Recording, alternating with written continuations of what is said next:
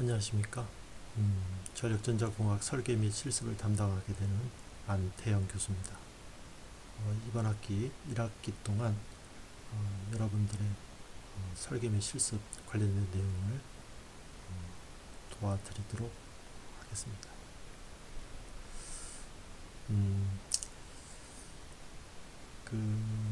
이번 학기 사정에 의해서 실습 과목인데도 불구하고 먼저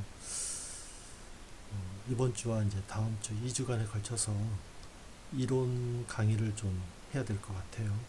그래서 우선은 이제 이번 주 첫 번째 시간에는 전력전자 공학이라는 게 뭔지 전반적인 얘기를 먼저 하고, 그 다음에 실습 내용을 좀 실무적인 내용으로 좀 접근해서 여러분들이 나중에 이제 실습을 할 때 도움이 될 수 있도록 자세하게 설명을 하는 시간을 좀 갖도록 하겠습니다. 그럼 첫 번째 시간에는 전력전자 공학이라는 게 뭐냐, 관련된 기본적인 이제 기술 개론이라고 할까요? 전반적인 이론 배경을 설명하도록 하겠습니다.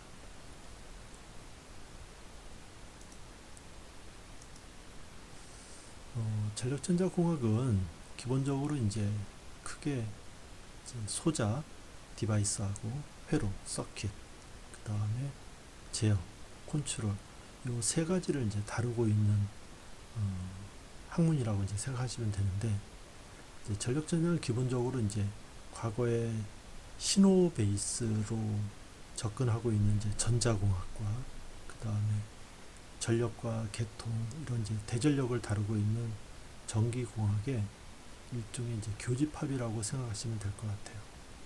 그래서 이제 전력을 다루고 싶기는 한데 미세하게 조절한다든지 제어한다든지, 또 이제 소자를 써서 회로를 꾸며서 이제 어떤 물리적인 양을 이제 제어한다든지, 예를 들어서 이제 히터를 킨다든지 에어컨을 킨다든지 전기담요를 만든다든지 조명을 킨다든지 하는 것들이 다 전력전자 범주라고 생각하시면 될 것 같아요.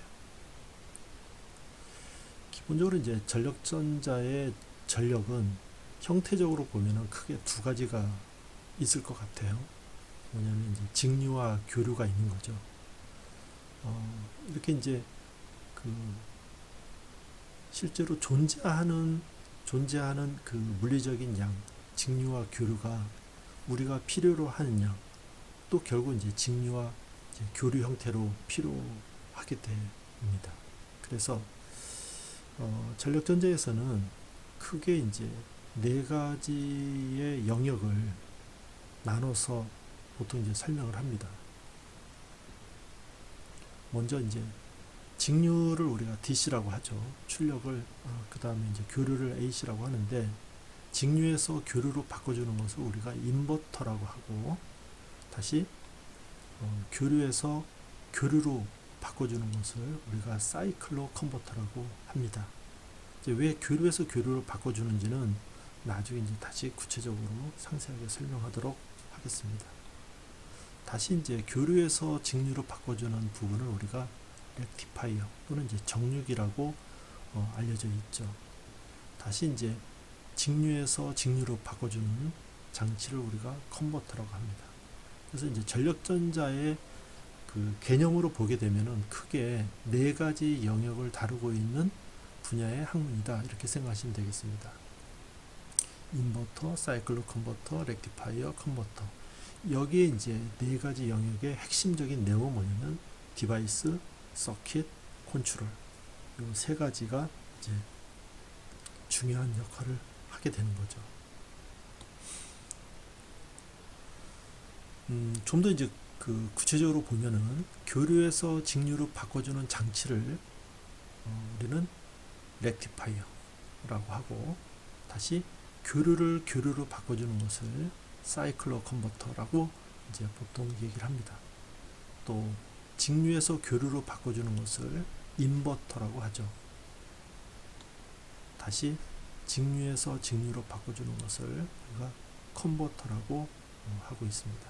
그래서 이제 전력전자의 범주에서 보면은 크게 네 가지 형태의 전력 변환기가 존재한다, 이렇게 생각할 수 있고, 이 외에는 이제 만들 수가 없어요. 왜냐하면 교류와 직류를 다시 교류와 직류로 바꿔주는 이 조합은 네 가지 조합분이 없기 때문에 이 네 가지의 형태가 전력전자에서 다루고 있는 분야이다, 이렇게 이제 이해하시면 크게 문제가 없을 것 같습니다.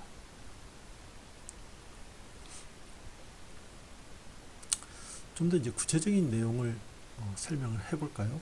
이제 교류에서 직류로 바꿔주는 것을 우리가 렉티파이어 또는 이제 정류기라고 이제 알려져 있는데, 교류는 우리가 이제 이게 교류다라고 얘기할 때는 뭐가 필요하냐면 교류 전압의 형태, 여기서 이제 사인파가 되는데 사인파, 그 다음에 사인파의 피크값 VM이죠. 그 다음에 주파수, 이 세 가지 정보가 필요합니다. 그래서 교류다라고 얘기하는 것은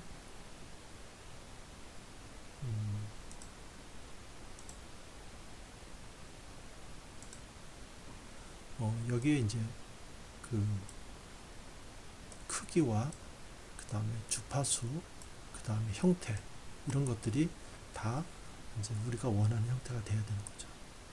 이제 직류인 경우에는 상당히 이제 심플합니다. 출력 전압, 다시 말해서 전압이 몇 볼트인가, 그것만 이제 알면 우리가 직류를 다시 재현할 수가 있는 거죠. 그래서 교류를 직류로 바꿔주는 것을 우리가 이제 일반적으로 어디서 볼 수 있냐면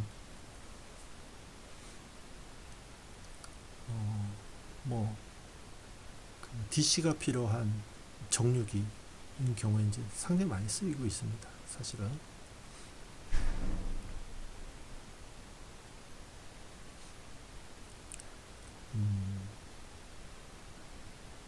다음으로 이제 교류에서 교류로 바꿔주는 것을 우리가 이제 사이클로 컨버터라고 하고 있는데, 사이클로 컨버터는 아까도 얘기했지만 이제 교류를 정의하는 것은 형태, 주파수, 전압의 크기 이런 것들이 있는데, 그걸 우리가 원하는 크기로 이제 바꿔준다는 얘기죠. 예를 들어서 60Hz를 50Hz로 바꾼다든지, 아니면 60Hz를 120Hz로 바꾼다든지, 이런 경우에 이제 우리가 보통 이제 사용하게 됩니다. 주파수를 바꾼다든지, 이제 전압을 바꾼다든지, 이제 그런 것들을 우리가 이제 하게 됩니다.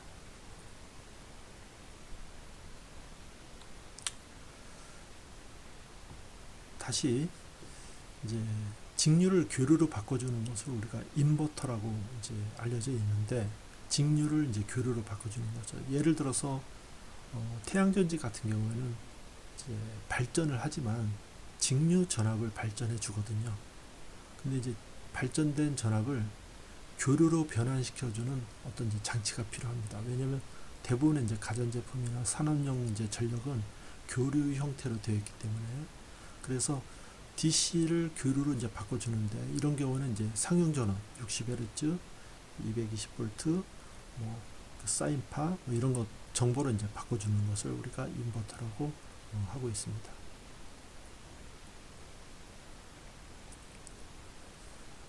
DC 전압이 이제 바뀔 수 있는 거죠. 예를 들어서 이 전압이 이제 태양광 발전인 경우에는 뭐라고 하죠?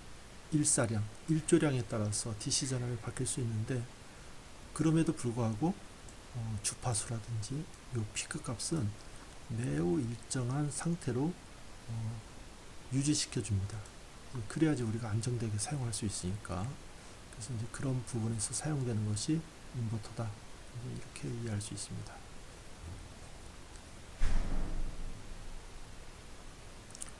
그래서 이제 DC 전압은 변할 수 있지만 교류 전압은 일정한 전압으로 이제 안정화된 주파수, 그 다음에 안정화된 출력 전압, 이런 걸로 이제 컨트롤을 한다는 얘기죠.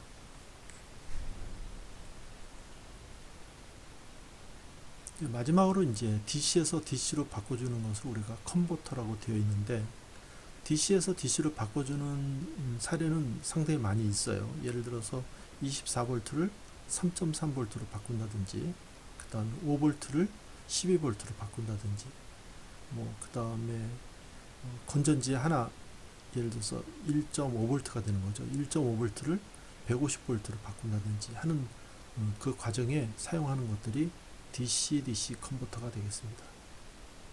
그래서 DC-DC 컨버터의 입력은 바뀔 수 있는 거죠. 언스테이블 하니까. 그런데 내가 원하는 출력은 일정한 DC 전압이 이제 필요한 거니까 거기에 맞춰서 이제 컨트롤 회로가 이제 들어가게 되고 제어의 개념이 이제 들어가서 안정된 전압을 만들어 주게 됩니다.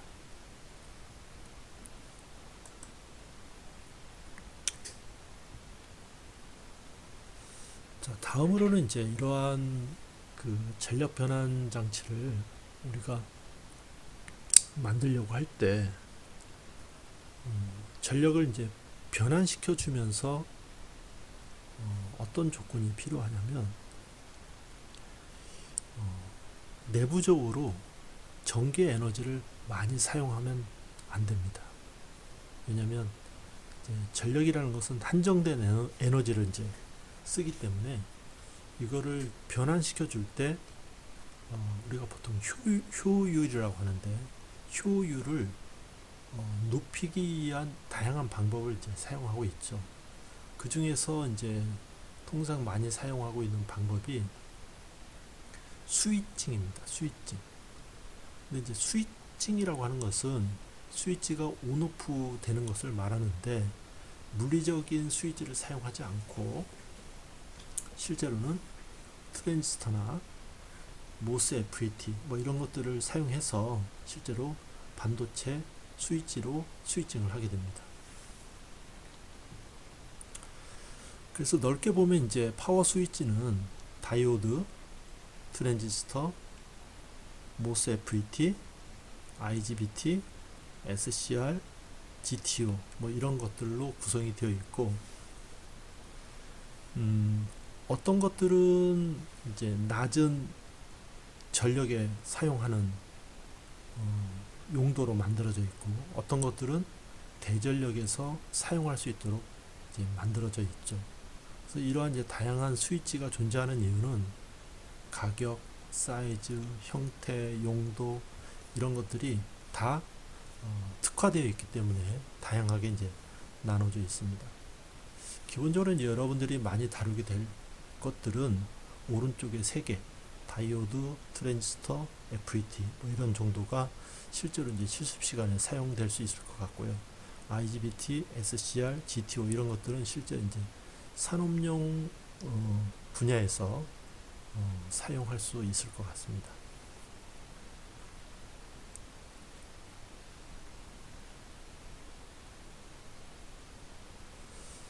자, 스위치는 이제 우리가 이제 아이디어란 스위치다, 이상적인 스위치다라고 얘기했을 때는 회로를 끊기도 하고 있기도 하는 그런 이제 역할을 하게 됩니다. 예를 들어서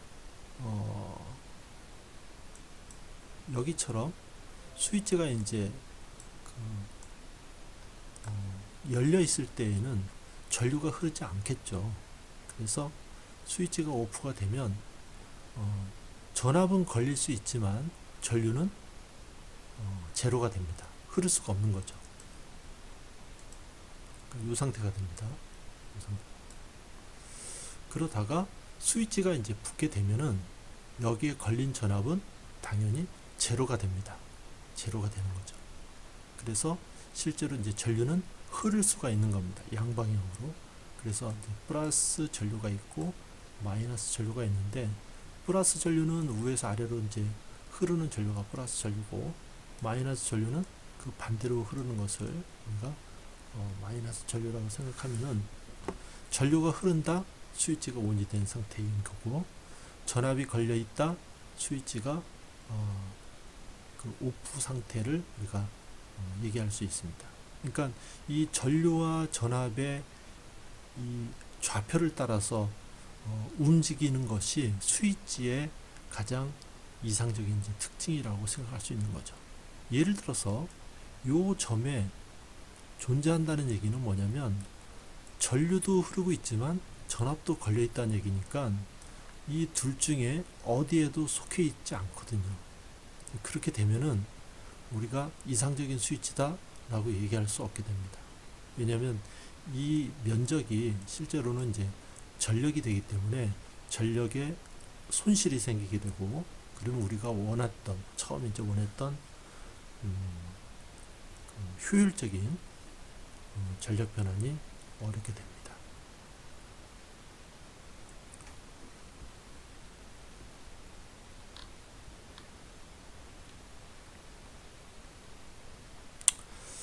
스위치는 이제 용도에 따라서 크게 이제 네 가지가 존재할 수 있는데, 여기서처럼 플러스 전압과 플러스 전류에서만 동작하는 그런 스위치가 있을 수 있고요.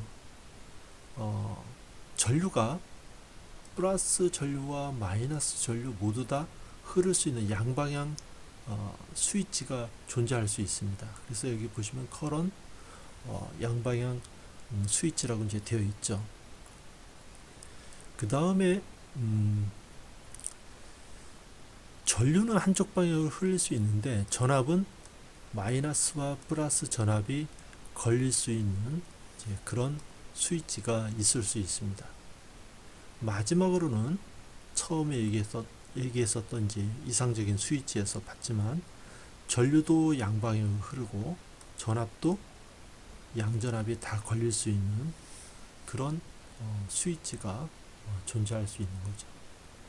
그래서 일반적으로는 우리가 이제 첫 번째인 경우와 두 번째인 경우를 통상 이제 많이 사용하게 되고, 경우에 따라서 이제 어떤 반도체 스위치가 여기에 해당되는지 설명하도록 하겠습니다.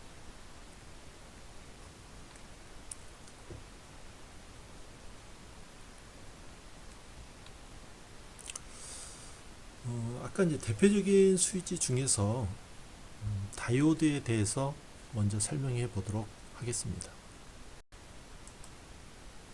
자, 스위치는 다이오드는 두 개의 단자로 이루어져 있죠. 그래서 이제 한쪽은 에노드, 한쪽은 이제 캐소드라고 되어 있습니다. 이제 특이하게 에노드는 이제 줄임말로 이제 단자 A 단자라고 하지만, 캐소드는 C로 시작되지만 실제로 이제 표기는 K라고 이제 표기를 합니다. 왜냐하면 캐소드 같은 경우는 C로 표기하면 트랜지스터에 이제 콜렉터하고 또 혼동될 수 있기 때문에 다이오드인 경우에는 한쪽은 캐소드, 한쪽은 에노드라고 되어 있고, 에노드가 플러스, 캐소드가 마이너스, 에노드에서 캐소드 쪽으로 전류가 흐르게끔 이제 그렇게 되어 있습니다. 그래서 이제 아까 스위치 좌표를 이제 보시게 되면은 일반적으로 이제 다이오드의 특성은 플러스 전류, 그러니까 이렇게 이제 이렇게 흐를 때에는 다음과 같이 이제 그 문턱 전압 대략 한 0.7V에서 1V가 되는데, 문턱 전압까지 올라가다가 이제 전류가 흐르게 되는 그런 형태가 되는 거죠. 또 반대인 경우에는 전류가 거의 흐르지 않습니다. 여기는 지금 상당히 이제 확대된 모습인데 거의 흐르지 않다가 갑자기 이제 이렇게 흐르게 되는데, 이걸 우리가 항복 영역이라고 되는 거죠. 그러니까 브레이크다운이라고 하는데 이제 그러니까 전류가 이제 갑작스럽게 이제 흐르게 되는 부분이 되겠습니다. 이런 부분까지는 이제 사용하지 않고 피하게 되는 거죠. 그래서 실제로는 이제 마이너스 전압과 플러스 전류가 흐르게 되는 그런 스위치의 특징을 갖고 있는 것이 다이오드가 되겠습니다.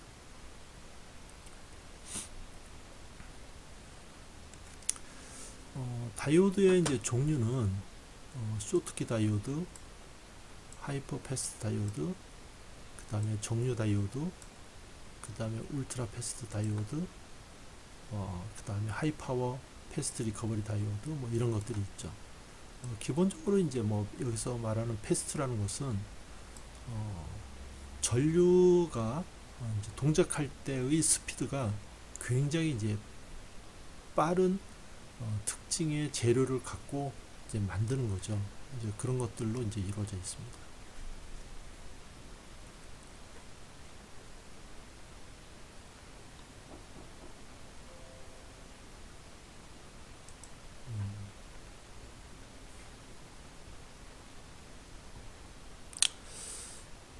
반도체의 그 측면에서 보면 이 다이오드가 이제 왜 한쪽 방향으로 전류가 흐르게 되고 한쪽 방향으로 흐르지 않는지 다음과 같이 이제 그림을 보면서 설명할 수가 있습니다.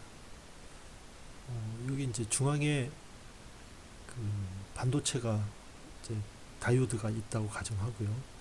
여기는 이제 P형, 그 다음에 N형 반도체가 이제 있고 여기 이제 그 접합이 있다고 이제 가정합시다. P형은 이제 대부분 이제 홀로 이루어져 있고요. 그 전공이죠. 그래서 이온으로 보면 플러스가 되고 N형은 마이너스 이온이 되어 있습니다. 일반적으로 이제 마이너스 이온이라고 하는 것은 전자를 얘기하는 거죠. 전자는 마이너스 이온을 갖게 됩니다. 그래서 외부에서 전압을 N형 쪽에 플러스를 연결하고 그 다음에 마이너스는 P형 쪽에 이제 연결을 하게 되면은 P형에서 N형 쪽으로 되어 있는 이제 이쪽에 이제 캐소드고 이쪽에 이제 에노드가 됩니다. 형태의 다이오드에 전압을 연결한 상태가 됩니다. 그래서 마이너스에서 전자가 이제 이렇게 뿔뿔뿔 이제 나오게 돼서 이쪽에 도달하게 되면은 P형에 들어가 있던 전공과 마이너스 전원에서 공급된 전자가 결합이 되는 거죠. 결합이 되면은 플러스는 마이너스와 결합이 되고 더욱더 이쪽은 공핍하게 됩니다. 또 반대로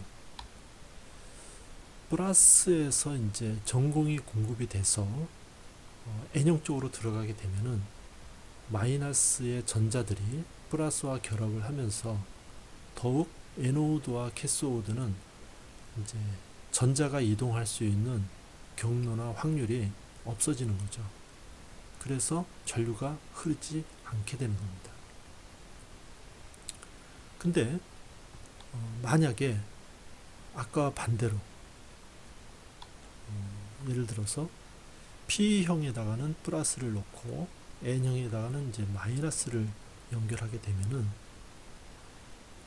플러스에서 이제 플러스 이온이 공급이 되고 P형으로 이제 공급이 되면은 플러스 전공들이 이제 많아지고 확산을 하게 됩니다. 그럼 이제 확산을 하게 되면은 이쪽으로 이제 침투하게 되는 거죠. 그러는 와중에 마이너스 쪽에서 전자 이온이 공급이 돼서 N형까지 도달하게 되면은 마이너스에 도달된 N형에 도달된 전자들이 확산에 의해서 이제 이동하게 됩니다. 그래서 플러스와 마이너스 이온이 이 중앙에서 만나서 결합이 돼서 이제 없어지는 거죠. 그러면서 계속 공급이 되고 그러다 보니까 마이너스 전자가 이제 이렇게 이제 이동하게 됩니다. 마이너스 전자가 이동하는 경로를 우리가 전류라고 하지 않고 플러스 전하가 이동하는 경로를 우리가 전류라고 합니다. 그래서 실제의 전류는 P형에서 N형 쪽으로 이제 전류가 이렇게 이제 흐르게 됩니다. 그래서 전류는 시계 바늘 반대 방향으로 전류가 이제 원활하게 공급이 되는 그런 형태의 이제 그 구성이 되는 거죠.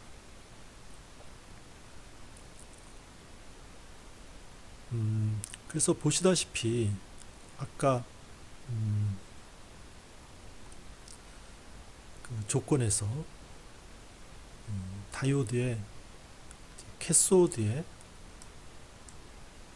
플러스를 거느냐 또는 에노드에 플러스를 거느냐에 따라서 전류의 방향이 전류가 흐를 수도 있고 흐르지 않을 수도 있고 이제 그 두 가지 경우에 해당되기 때문에 다이오드는 놓는 위치에 따라서 전류를 선택적으로 흐르게끔 할 수 있는 소자입니다.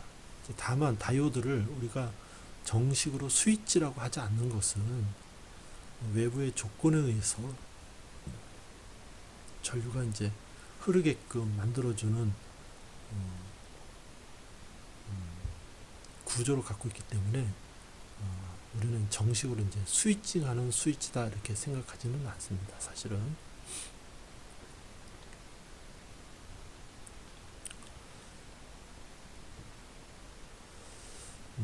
일반적으로 이제 우리가 전력용 반도체는 다양한 형태가 있을 수 있는데 여기는 이제 쇼트키 다이오드의 사례를 이제 보여줄 수 있죠.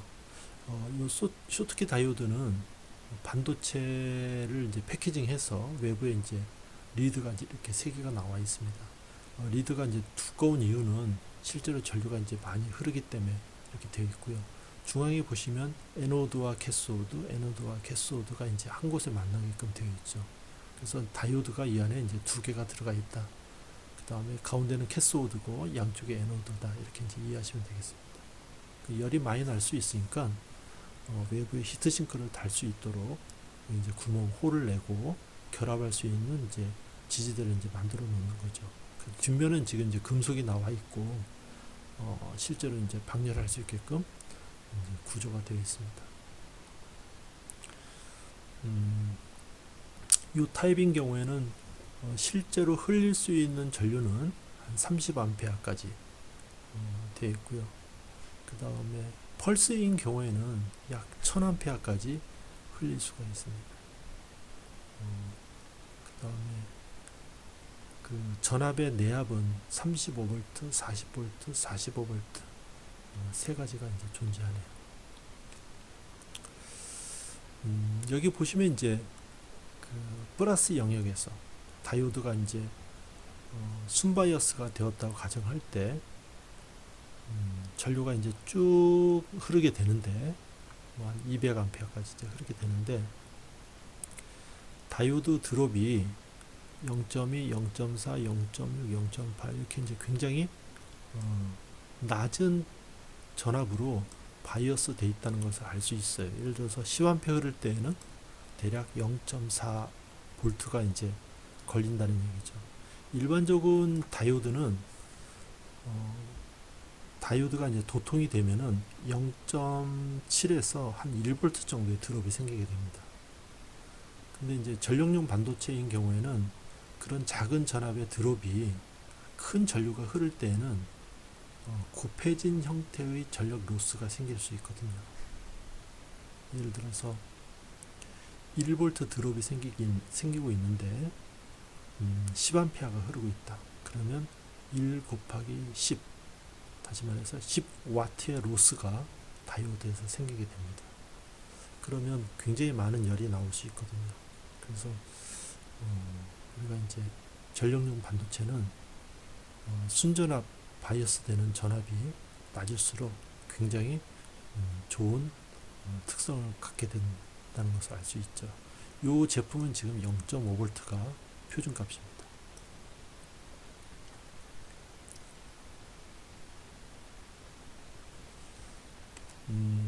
이상 그 쇼트키 다이오드까지 설명하는 것을 첫 번째 시간으로 이제 마무리할 거고요. 지금까지 설명한 내용을 다시 한번 이제 정리하면 우리가 전력전자 공학에 대한 기본적인 이제 그 범위는 크게 이제 네 가지 종류가 있고 그 네 가지를 다루게 되는 이제 가장 기본적인 핵심은 디바이스, 서킷, 컨트롤 이 세 가지가 중요한 이제 핵심이 되고 있습니다.